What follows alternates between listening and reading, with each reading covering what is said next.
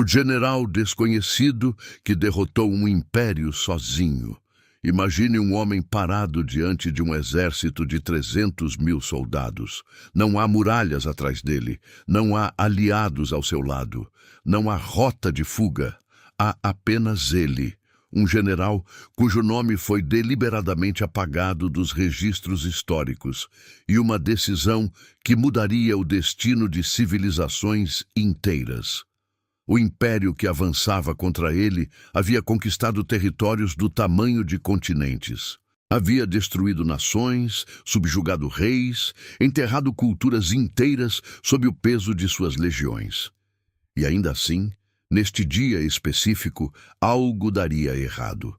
Algo que o império jamais conseguiria explicar. Os historiadores que vieram depois tentaram encontrar seu nome. Escavaram arquivos, decifraram inscrições parcialmente destruídas, interrogaram textos em línguas mortas. O que encontraram foram fragmentos, referências oblíquas a um comandante sem rosto, chamado apenas de o Lobo das Fronteiras em alguns manuscritos, o Espectro em outros. Ninguém sabia exatamente quem ele era, mas todos sabiam o que ele havia feito. Todos sabiam que um único homem havia sangrado um império até a morte, não com força bruta, mas com algo muito mais perigoso. Uma mente que funcionava de um jeito que seus inimigos eram absolutamente incapazes de compreender. Esta é a história que eles não queriam que você soubesse. Esta é a história de uma batalha que quase não existiu nos livros, porque os vencedores raramente são aqueles que escrevem a história. E quando o derrotado é um império com recursos para reescrever o passado, apagar um nome se torna tão simples quanto apagar uma linha de texto. Mas a terra guarda segredos. As pedras se lembram. E as táticas que ele usou, as táticas que destruíram 300.000 homens, estas sobreviveram, escondidas em plain sight, nos próprios manuais militares que o império produziu depois da catástrofe. Você está prestes a entrar numa história onde cada decisão custava vidas, onde cada hora de hesitação significava a aniquilação de milhares, onde um general desconhecido acordou um dia, olhou para um horizonte negro de inimigos e, em vez de fugir, sorriu, porque ele tinha um plano. Um plano tão brutal, tão elegante, tão psicologicamente devastador que até hoje, 2.000 anos depois, os analistas militares estudam seus princípios sem saber de onde eles vieram. Prepare-se. O que vem a seguir vai mudar a maneira como você pensa sobre guerra, estratégia e poder. O homem sem nome, ele nasceu numa região fronteiriça.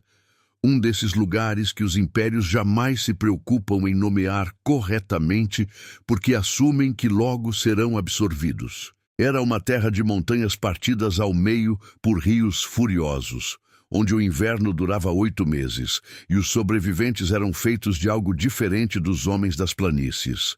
Não existe um único registro confiável sobre sua infância.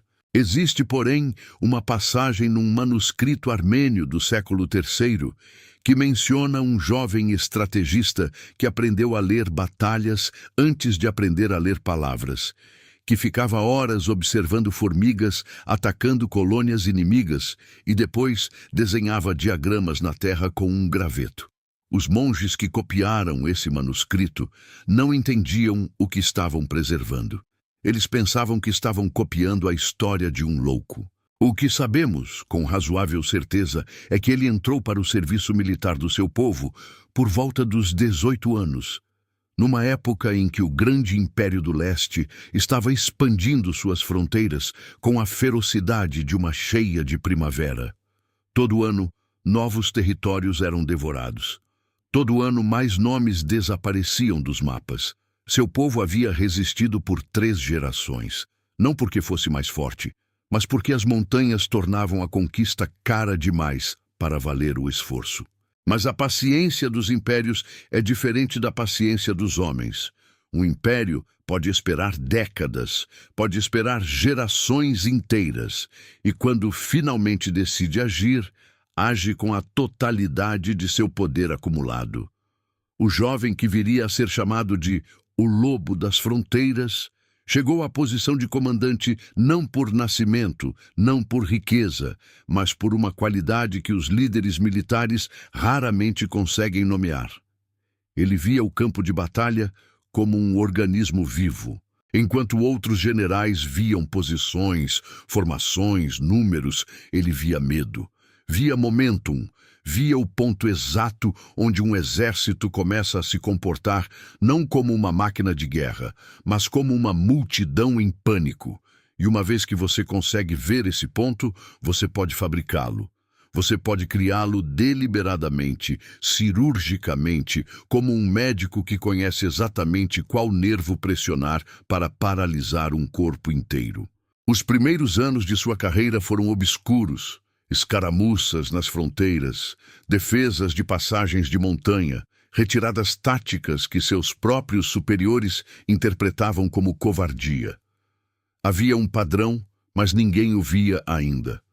Ele nunca atacava onde era esperado, nunca defendia onde parecia lógico, e toda vez que recuava, o inimigo que o perseguia terminava num lugar pior do que onde havia começado. Poucos perceberam na época.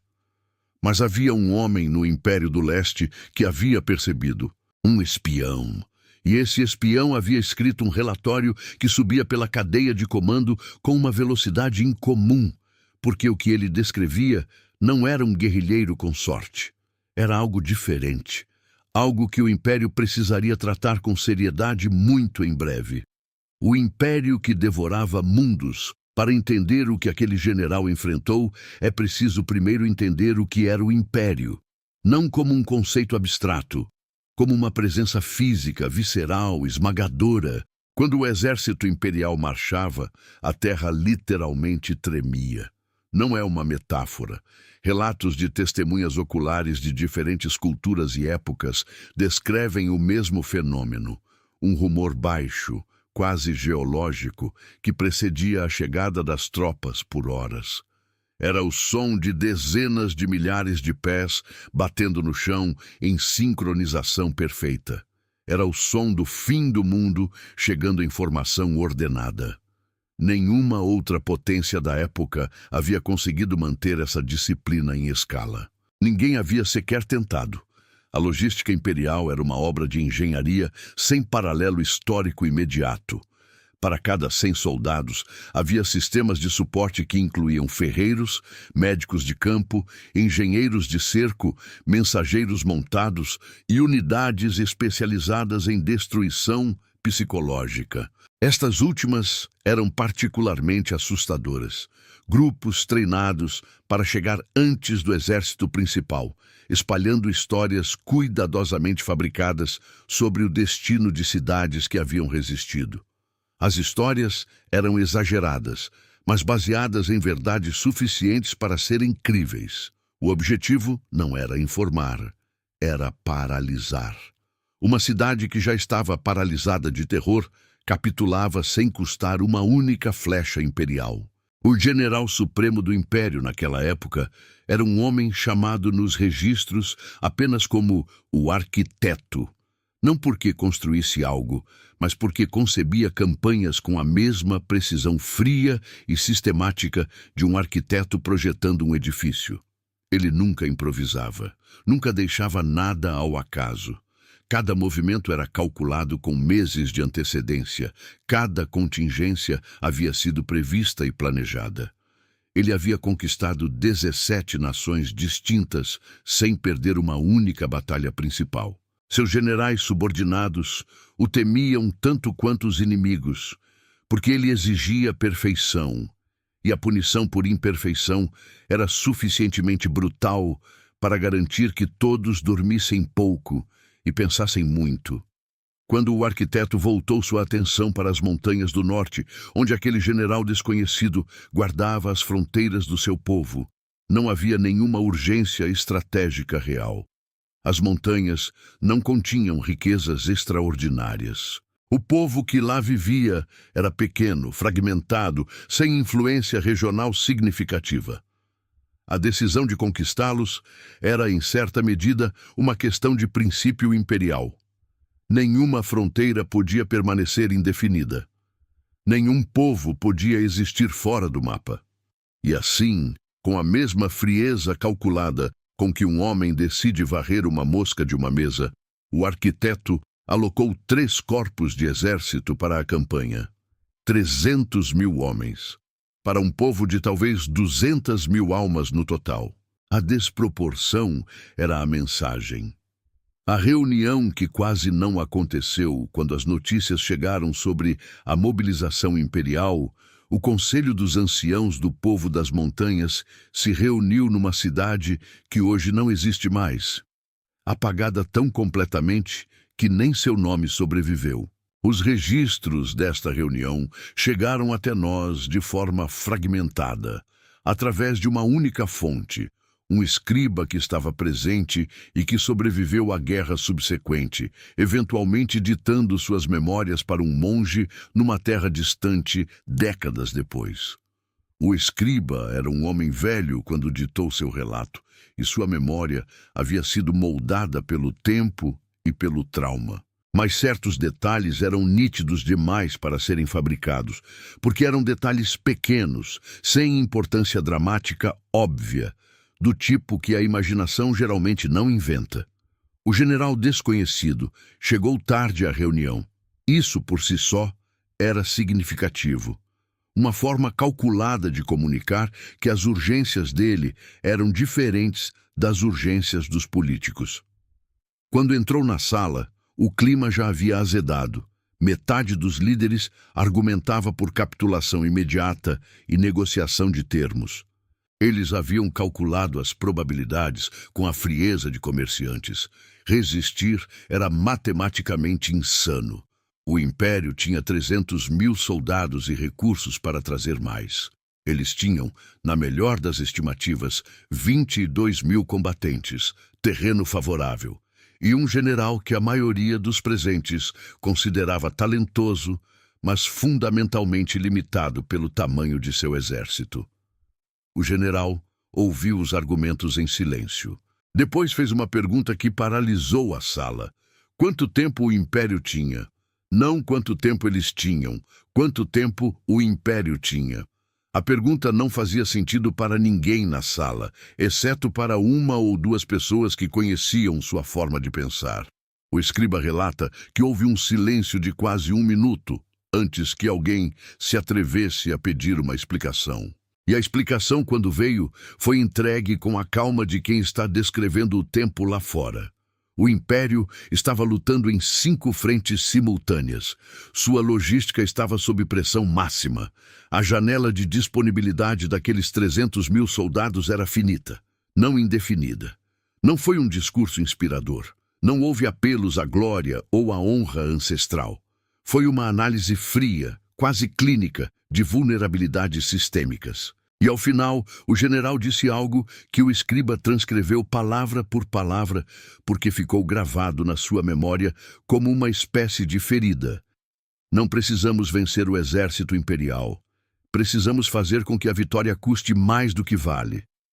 A maioria dos presentes não entendeu o que isso significava na prática, mas aprovaram a resistência.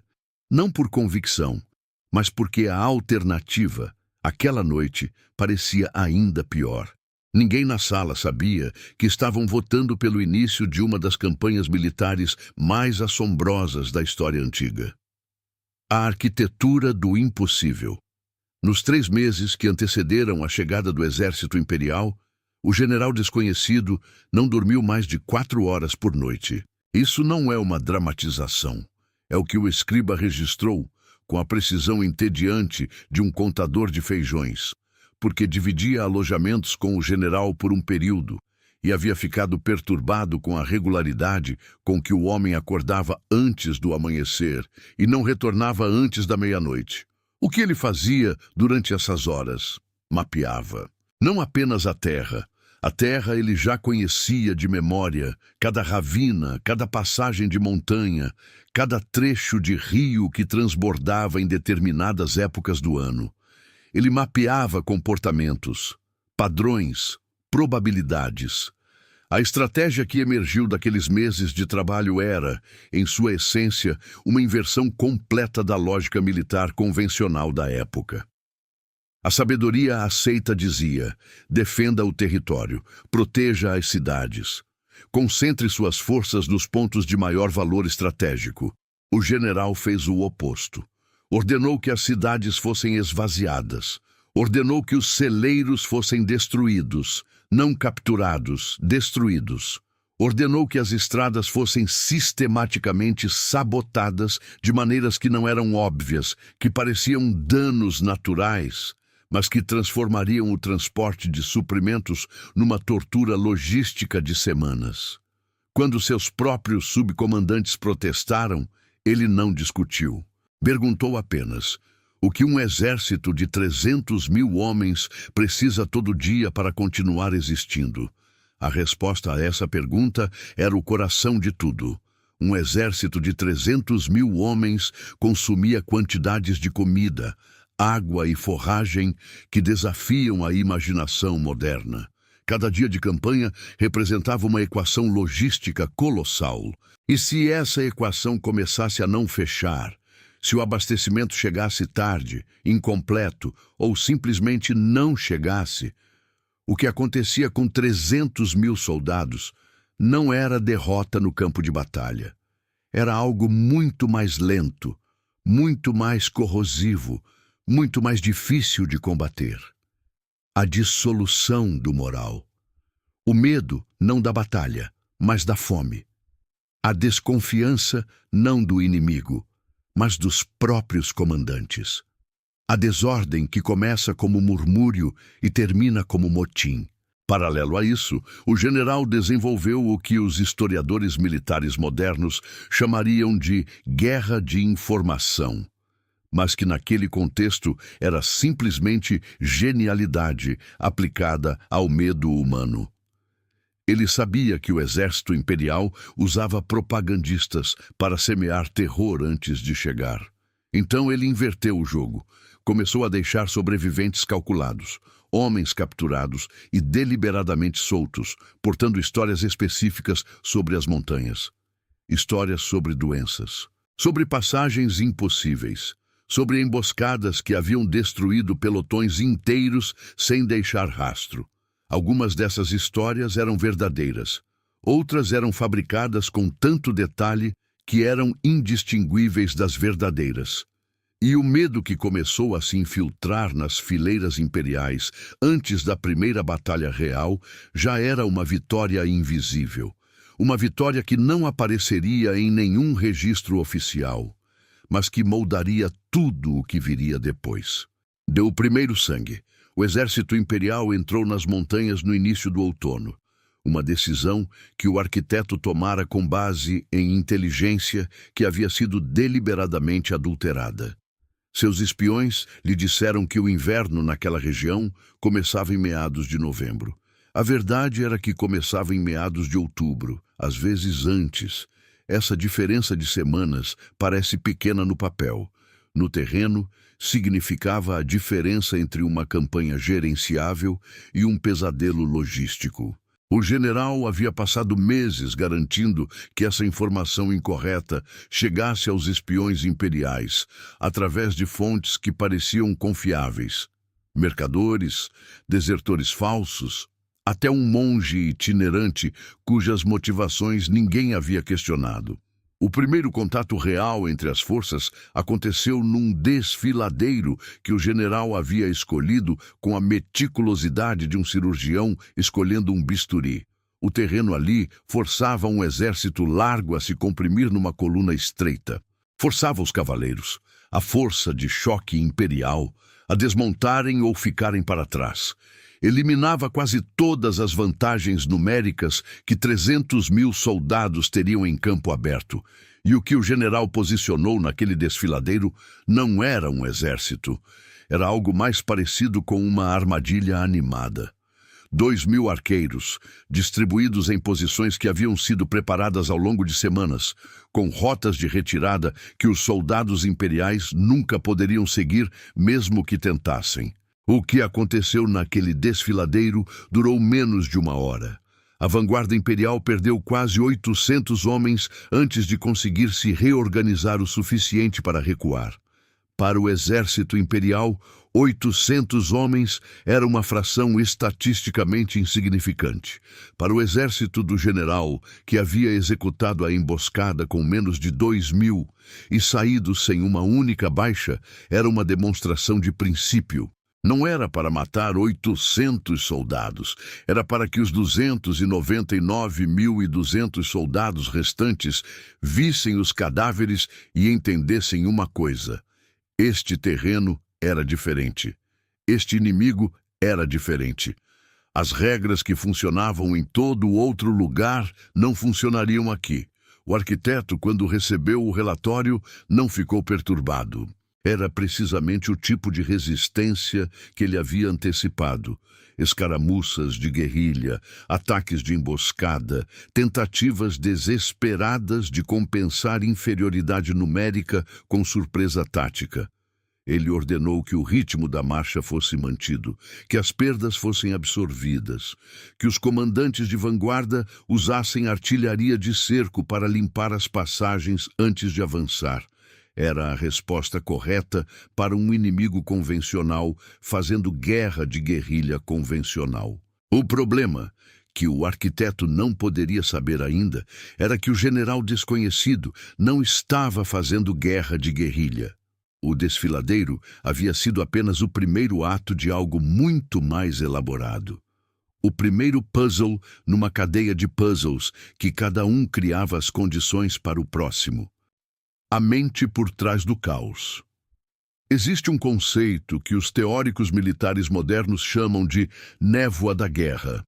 A ideia de que em combate a informação é sempre incompleta, sempre atrasada, sempre potencialmente falsa. Generais experientes aprendem a operar dentro dessa névoa, tomando decisões com dados insuficientes e aceitando um grau inevitável de incerteza.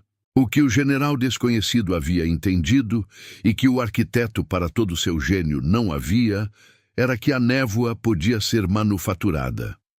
Podia ser densificada deliberadamente, dirigida, usada como arma, e que um general que operasse confortavelmente em névoa densa tinha uma vantagem esmagadora sobre um general que precisava de clareza para funcionar.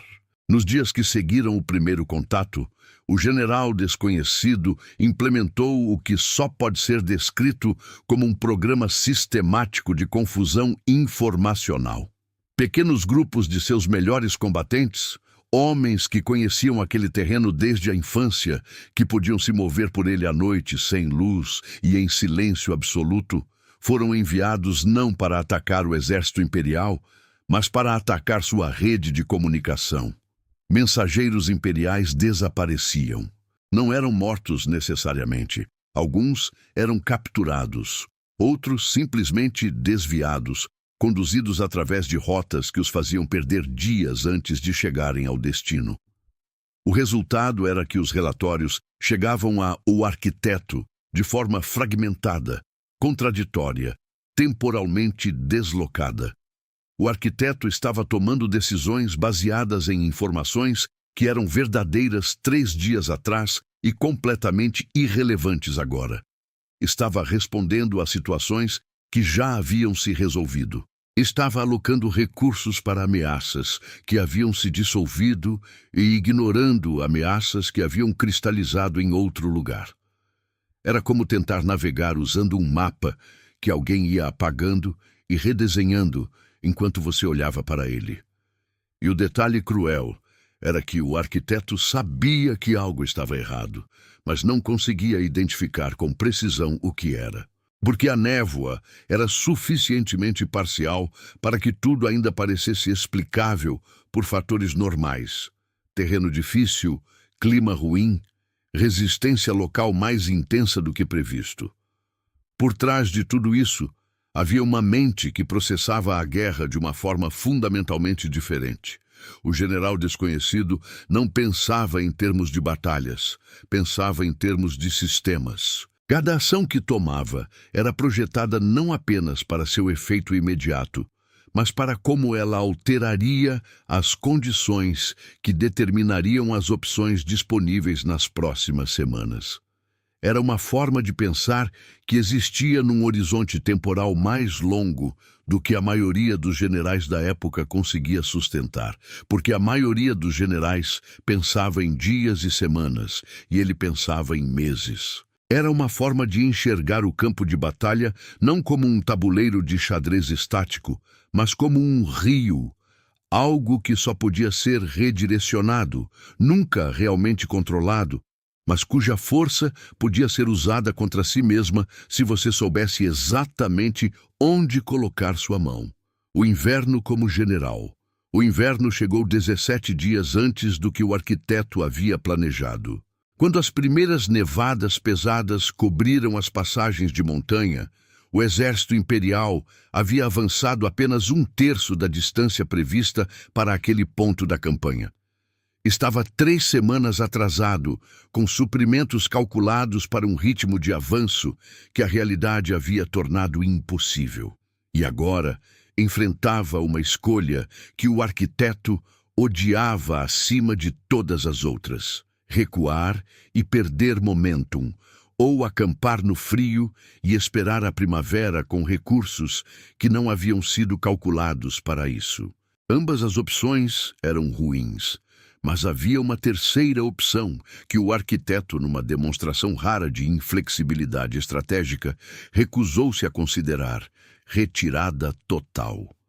O que o inverno fazia a um exército de 300.000 homens numa região montanhosa hostil era simples e devastador. Doenças. Primeiro as comuns: resfriados, infecções respiratórias, diarreias causadas por água contaminada sob a neve. Depois as sérias: pneumonias, febre tifoide, gangrena nos membros expostos ao frio prolongado. Um exército em marcha gera seu próprio calor, sua própria imunidade através do movimento constante. Um exército parado em acampamento de inverno é vulnerável de maneiras que nenhum treinamento pode completamente compensar. As baixas por doenças durante um inverno de cerco podiam facilmente superar as baixas em batalha aberta. E ao contrário das baixas em batalha, as mortes por doença destruíam o moral de uma maneira diferente, mais lenta, mais corrosiva. O general desconhecido havia planejado para isso. Havia, literalmente, planejado o inverno como um aliado. As rotas de suprimento que havia sabotado nos meses anteriores agora se tornavam gargalos mortais. Cada estrada destruída, cada ponte comprometida, cada cache de comida queimado, somava-se ao problema logístico imperial de uma forma que crescia exponencialmente com o frio. E enquanto isso, os guerreiros das montanhas, acostumados desde a infância àquele inverno específico, àquele frio específico, àquele terreno específico em condições de neve, continuavam operando. Continuavam atacando linhas de suprimento. Continuavam desaparecendo antes que qualquer resposta imperial chegasse. Continuavam sendo uma presença constante, invisível, implacável.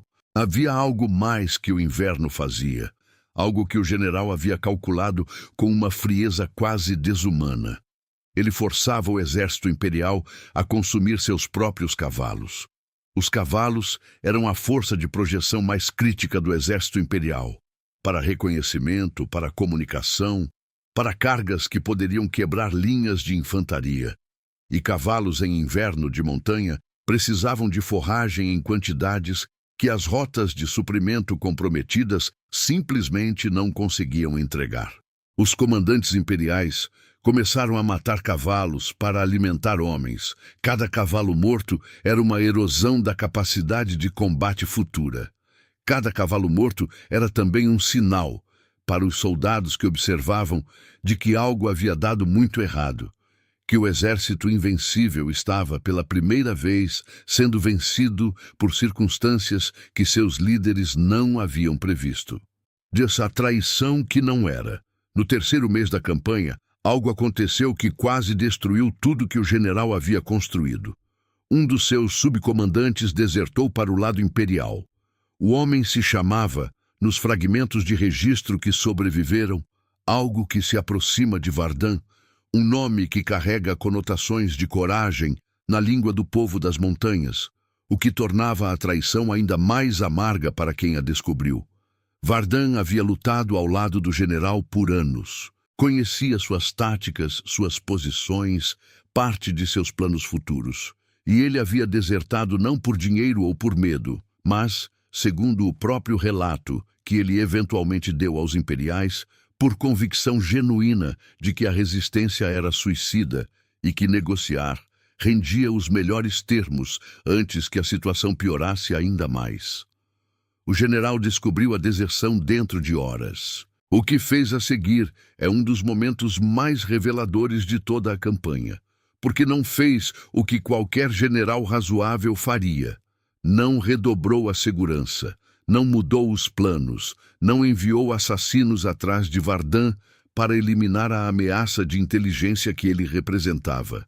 Em vez disso, fez algo que o escriba descreve com confusão visível, como se ainda tentasse entender décadas depois. O general ficou em silêncio por um longo momento. Depois disse que Vardan havia acabado de se tornar a arma mais poderosa no arsenal deles. Os comandantes presentes não entenderam. O escriba não entendeu. Mas nos dias seguintes, a lógica se tornou brutal e clara. O que Vardan sabia era verdadeiro, mas estava meses desatualizado. As posições que ele descrevia não eram as posições atuais. Os planos que ele revelava eram planos que o general já havia abandonado ou modificado radicalmente. E agora, o arquiteto estava recebendo inteligência detalhada, de uma fonte aparentemente confiável, que o apontava na direção errada, com uma confiança que informação imprecisa nunca poderia ter criado. Porque quando você recebe informação de um desertor, você acredita nela de uma forma diferente de quando você recebe informação de um espião. Um desertor tem motivação pessoal para ser preciso. A sua vida depende da qualidade do que oferece. O arquiteto acreditou em Vardan. E Vardan, sem saber, havia se tornado um instrumento perfeito de desinformação. Mas havia uma camada adicional nessa situação que o general havia calculado. Vardan não era apenas uma fonte de desinformação acidental. Vardan era um ponto de inflexão psicológica. Quando os soldados das montanhas souberam da deserção, e souberam porque essas notícias sempre vazam, o general fez questão de que soubessem também que Vardan havia revelado ao inimigo posições que estavam erradas, que o próprio traidor havia sido enganado, mesmo sem saber, porque o general nunca havia compartilhado os planos reais com ninguém de forma completa. A mensagem que chegou às fileiras foi dupla e devastadora na sua eficácia. O general pensa à frente de todo mundo, e trair não adianta porque o traidor nunca sabe o suficiente para ser útil. O ponto de ruptura imperial. No 5º mês de campanha, o arquiteto fez algo que seus historiadores posteriores analisariam com desconforto. Ele pediu reforços. Para um homem cujo orgulho estratégico era a perfeição do planejamento inicial, este pedido era uma admissão velada de que algo havia saído fundamentalmente errado. Ele racionalizou para si mesmo e para seus superiores. As condições de inverno haviam sido subestimadas. A resistência local havia demonstrado sofisticação inesperada. Reforços acelerariam a conclusão e minimizariam perdas futuras. Todas essas justificativas eram tecnicamente verdadeiras. Mas a verdade subjacente, que ele havia sido sistematicamente superado por um inimigo que ele não conseguia nem definir corretamente, era algo que ele não conseguia articular sem se desfazer. Os reforços vieram, mas em menor número do que pedido e mais lentamente do que necessário.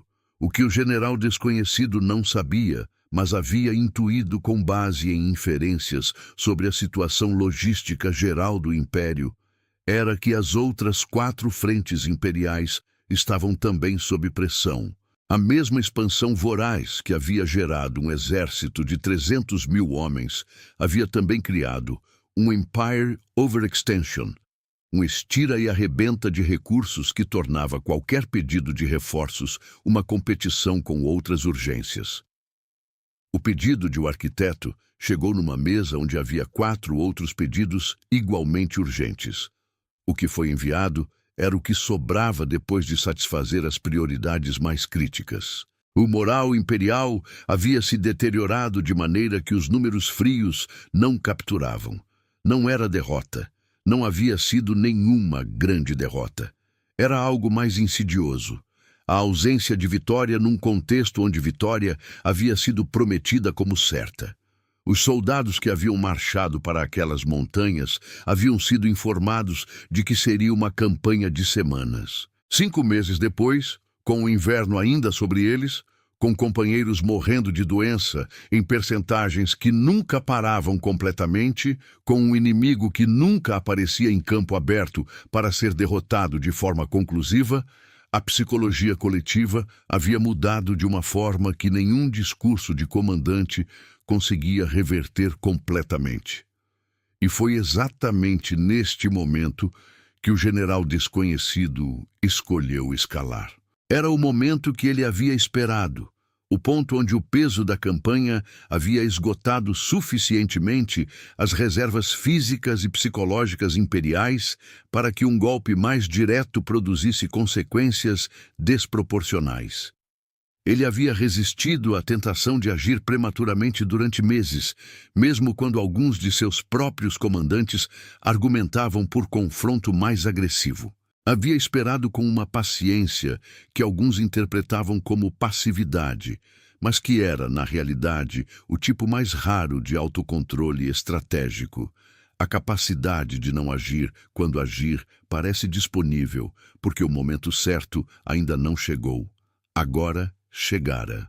A Batalha dos Três Rios. O local que o general escolheu para o confronto decisivo era um vale onde 3 rios convergiam numa configuração que só existia em determinadas épocas do ano, e que naquela semana específica, com o degelo parcial de início de primavera combinado com chuvas excepcionais, havia transformado o terreno num labirinto de lama, rios transbordados e solo traiçoeiro onde a tração de cavalaria era drasticamente reduzida. Havia preparado aquele vale por meses. Havia plantado obstáculos subaquáticos nos vales que os imperiais usariam. Havia marcado secretamente os únicos caminhos seguros com sinais que apenas seus próprios homens reconheceriam. Havia posicionado reservas em pontos que, vistos de longe, pareciam inacessíveis, mas que ele sabia serem alcançáveis por homens que cresceram naquele terreno. A batalha começou antes do amanhecer. Outro elemento calculado. Um exército que havia dormido mal, que estava fisicamente esgotado por meses de campanha, que precisava de luz suficiente para que sua superioridade numérica se traduzisse em superioridade tática, sendo atacado no escuro mais profundo da pré-madrugada, por forças que se moviam com confiança impossível por terreno que os atacantes conheciam de memória. Isso não era apenas uma desvantagem militar. Era uma mensagem. Estava dizendo ao exército imperial algo que nenhum decreto oficial poderia dizer. Vocês estão no território deles. Vocês sempre estiveram. Vocês nunca estiveram no controle. A fase inicial da batalha foi exatamente o que o general havia planejado.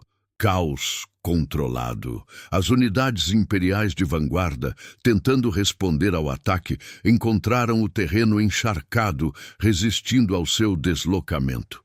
Unidades de cavalaria que tentaram flanquear encontraram os obstáculos subaquáticos que haviam sido plantados semanas antes. Cavalos quebrando pernas em buracos que não eram visíveis sob a água turva do degelo, formações se dissolvendo em pânico de animais. Os mensageiros imperiais que tentavam coordenar a resposta encontravam rotas bloqueadas, ordens chegando atrasadas.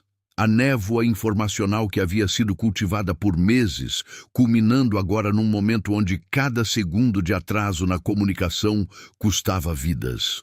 O arquiteto, observando de uma posição elevada, tomou uma decisão que revelava tanto seu gênio quanto sua falha fundamental naquela campanha. Ele ordenou um avanço em força total. Era a resposta correta para quase qualquer inimigo que ele havia enfrentado antes.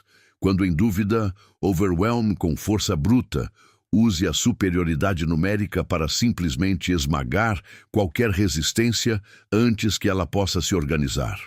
Mas aquele terreno, naquele momento, com aquelas condições, transformava força bruta em vulnerabilidade. Quanto mais soldados empurrava para o vale, mais criava congestionamento. Mais criava alvos estacionários para arqueiros posicionados nas alturas. Mas criava pressão sobre os únicos vaus navegáveis, que eram exatamente os vaus onde o general havia concentrado suas melhores forças. O colapso. O colapso do flanco esquerdo imperial começou não com um ataque devastador, mas com um rumor. Uma palavra que passou de soldado a soldado com a velocidade do pânico: armadilha. Alguém havia gritado que o terreno à frente estava minado. Não era verdade, mas a palavra tinha um poder que transcendia a verdade naquele momento de estresse extremo. Soldados que haviam passado meses sob pressão constante, privados de sono e certeza, reagiram não como guerreiros treinados, mas como seres humanos que haviam chegado ao limite. A formação começou a dobrar. E uma formação que dobra num exército de 300 mil homens não dobra em silêncio, dobra em cascata, com cada unidade reagindo ao movimento da unidade ao seu lado, criando uma onda de recuo que os comandantes tentavam parar com gritos que ninguém conseguia ouvir sobre o ruído da batalha. O general havia antecipado exatamente este tipo de reação.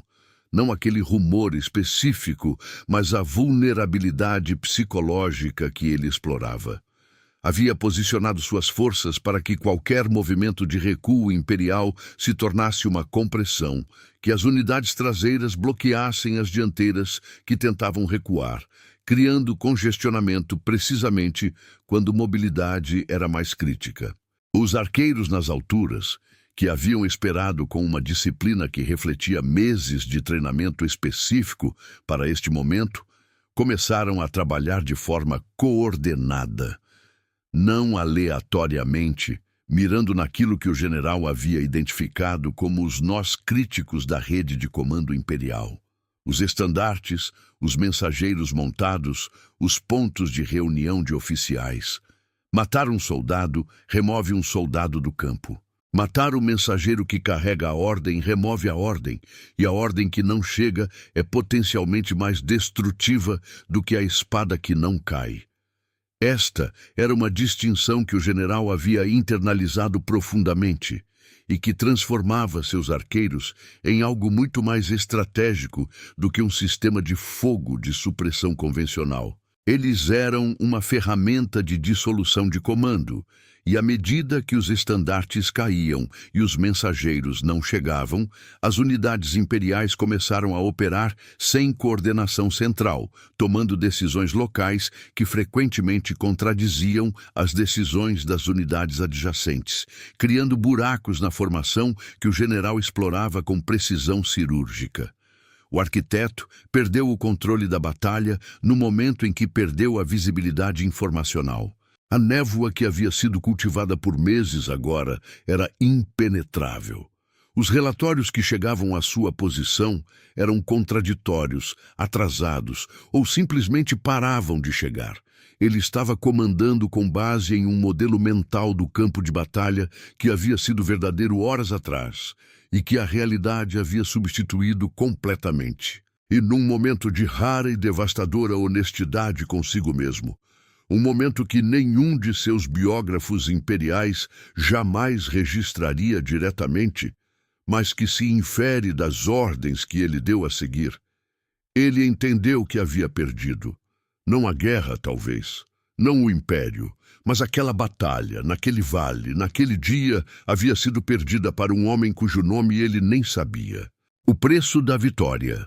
A retirada imperial foi ordenada ao entardecer.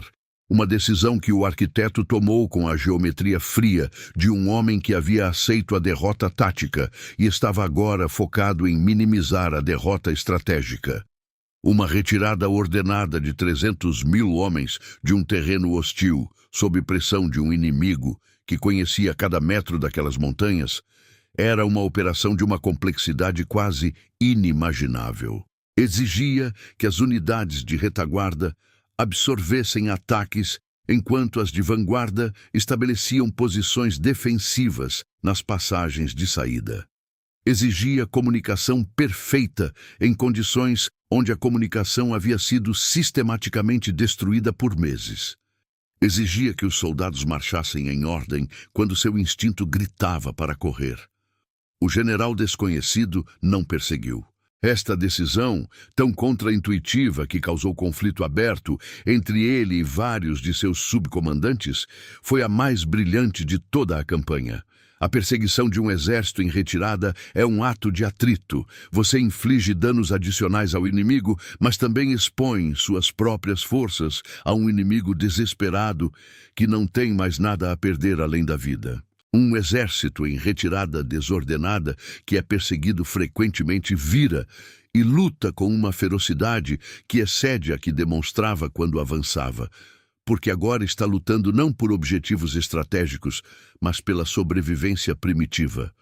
O general sabia que o custo de uma perseguição agressiva poderia muito bem transformar uma vitória decisiva em algo ambíguo. Mas havia uma razão mais profunda para não perseguir. Uma razão que o general articulou ao seu concilium naquela noite de maneira que o escriba registrou com admiração. Um exército que chega ao império derrotado, mas vivo, é uma mensagem. Um exército que é destruído até o último homem naquelas montanhas é um mito. E mitos exigem vinganças. Mitos transformam campanhas fracassadas em questões de honra imperial que não podem ser deixadas sem resposta. Mas um exército que volta derrotado, que conta ao império o que custou tentar conquistar aquelas montanhas, que carrega consigo a memória vívida e física do fracasso. Esse exército é o melhor argumento possível para que o império decida que existem conquistas mais valiosas a fazer em outro lugar. Internamente, porém, o custo havia sido real e pesado. O exército das montanhas havia perdido quase 4.300 guerreiros ao longo de toda a campanha. Uma percentagem alta para um povo de 200.000 pessoas. Havia famílias destruídas, vilas que não tinham homens em idade de trabalho suficientes para plantar na primavera. Havia crianças que cresceriam sem pais, e pais que haviam sobrevivido, mas nunca seriam os mesmos. A vitória era real, e era extraordinária, mas não era gratuita, e o general sabia que qualquer narrativa que a apresentasse como fácil seria uma traição à memória dos que morreram, tornando-a possível. O silêncio do vencedor. Depois que o último soldado imperial desapareceu, além das passagens de montanha, houve algo que o escriba descreve com uma delicadeza que sugere que ele entendeu a importância do que estava registrando. Um silêncio. Não o silêncio do vazio. Um silêncio de absorção. O tipo de silêncio que cai sobre pessoas que acabaram de passar por algo que elas precisarão de anos para compreender completamente. Os guerreiros que haviam lutado durante meses sem dormir adequadamente, sem comer suficientemente, sem nunca ter certeza de que o dia seguinte não seria o último, esses homens ficaram parados durante vários minutos sem falar, olhando para um horizonte onde o exército que deveria tê-los destruído estava se retirando. O general desconhecido passou a semana que se seguiu, a batalha, fazendo algo que seus homens não esperavam.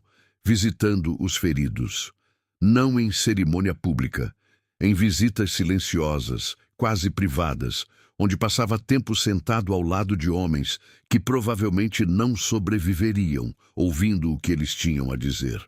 O escriba o acompanhou em algumas dessas visitas e registra que o general falava pouco, perguntava sobre as famílias, sobre os filhos, sobre o que havia ficado para trás.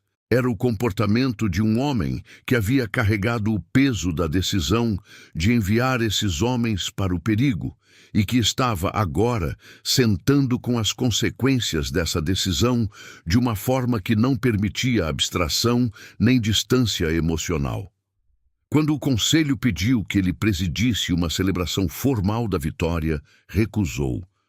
Havia um argumento prático. Qualquer celebração ostensiva poderia ser interpretada como provocação pelo Império, e o momento exigia cautela diplomática, não exibicionismo. Mas havia também algo mais, algo que transparece nas poucas palavras que o escriba registra sobre suas conversas privadas naquele período. O general não se sentia como um vencedor, da maneira que a palavra normalmente funciona. Havia conseguido exatamente o que havia planejado. Havia feito a vitória custar mais do que valia para o Império. Havia protegido seu povo, havia criado as condições para uma paz forçada pela realidade, em vez de negociada a partir da derrota. Mas a conta do que isso havia custado era algo que ele carregava de uma forma que não tinha nome em nenhuma língua. 3 semanas depois da retirada imperial, chegaram emissários do Império, não o arquiteto, que havia sido silenciosamente removido do comando, mas funcionários diplomáticos com autoridade para negociar. As condições que o general apresentou eram surpreendentemente moderadas. Não demandou reparações, não exigiu territórios além dos que seu povo já ocupava, não insistiu em linguagem de humilhação nos documentos formais. O que pediu era simples, o reconhecimento da fronteira como permanente e a garantia de 30 anos de não intervenção. Os emissários imperiais aceitaram mais rápido do que ele havia esperado. E quando foram embora, o escriba perguntou por que havia pedido tão pouco. O general olhou para ele por um longo momento antes de responder. Porque o que você pode sustentar vale mais do que o que você pode extrair. O apagamento. O que aconteceu a seguir é, em muitos sentidos, o capítulo mais revelador de toda a história. Não porque contenha batalhas ou táticas, mas porque revela como o poder funciona quando é humilhado. O Império, dentro de 2 anos após a retirada, começou um processo sistemático de revisão histórica. Os registros da campanha foram reclassificados, alterados ou simplesmente destruídos. A Batalha do Vale dos 3 Rios foi reescrita como uma retirada estratégica por razões climáticas. O nome, ou os fragmentos de nome, do general desconhecido foram removidos dos documentos imperiais onde havia aparecido. A campanha nas crônicas oficiais que o Império produzia para consumo interno e externo havia sido simplesmente adiada, por razões logísticas, a ser retomada quando circunstâncias mais favoráveis se apresentassem. Esta não era apenas vaidade, era política informacional de sobrevivência. Um império que pode ser derrotado num campo de batalha por uma nação menor é um império que admitiu falha. E um império que admite falha inspira outros a testá-lo. As nações que estavam nas outras 4 frentes, aquelas que haviam estado resistindo com graus variados de sucesso, se soubessem que 300.000 soldados imperiais haviam sido derrotados nas montanhas do norte, isso mudaria seus cálculos.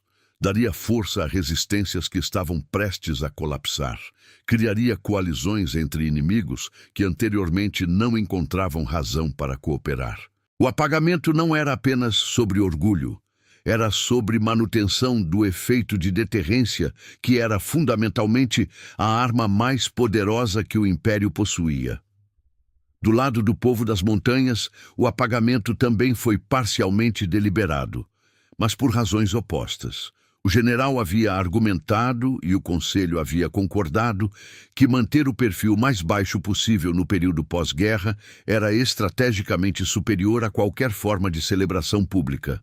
Se o povo das montanhas proclamasse sua vitória, o império seria forçado a responder, forçado pela mesma lógica de manutenção de deterrência que o havia feito apagar seus próprios registros. Um silêncio mútuo convinha a ambos os lados. O problema é que silêncio mútuo significa que a história verdadeira desaparece. O que sobrevive são fragmentos. O manuscrito armênio, as memórias ditadas pelo velho escriba, algumas alusões em textos militares tardios que citam táticas sem creditar sua origem. O general desconhecido sobreviveu à guerra por quase 20 anos. O que fez nesse tempo é quase completamente obscuro. O escriba o perdeu de vista depois de alguns anos, e nenhuma outra fonte confiável menciona ele de forma identificável. Existe uma referência, num texto tardio de procedência duvidosa, a um conselheiro militar sem nome que teria ajudado um povo do norte a resistir a uma segunda tentativa de invasão menor décadas depois. Se era ele, o método havia sido o mesmo. Não batalha frontal, mas custo imposto, névoa manufaturada, paciência como estratégia. E depois, novamente, silêncio. Como se ele entendesse que permanecer desconhecido era a proteção mais eficaz tanto para ele quanto para seu povo, e que a história que importava não era a história que levava seu nome, mas a história que seus princípios continuariam a escrever muito depois de ele ter ido. O que permanece? 2000 anos depois, num mundo com satélites e armas de destruição em massa e teorias de jogos computacionais, os princípios que aquele general desconhecido aplicou naquelas montanhas ainda aparecem, disfarçados sob diferentes nomes, em diferentes contextos, mas reconhecíveis na sua estrutura fundamental.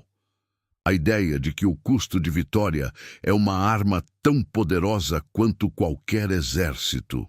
A ideia de que informação controlada é o campo de batalha onde as guerras reais são decididas antes de qualquer confronto físico.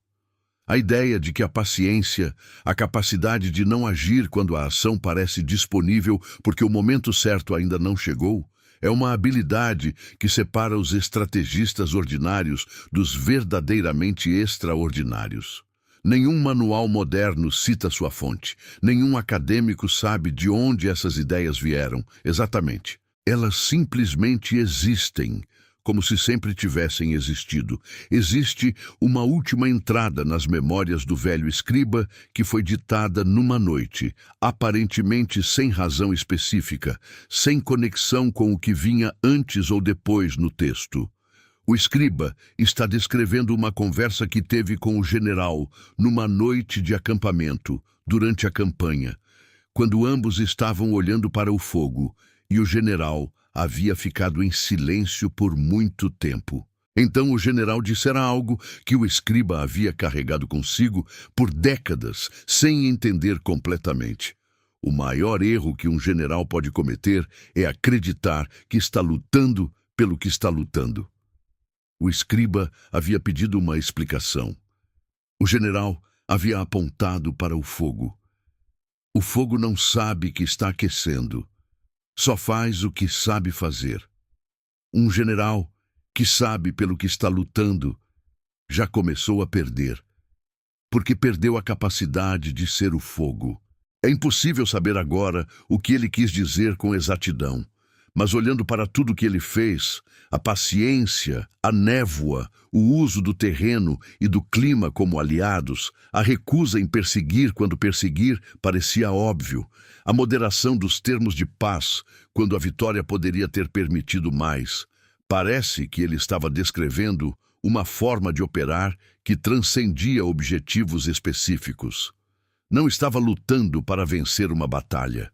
Não estava lutando para preservar um território.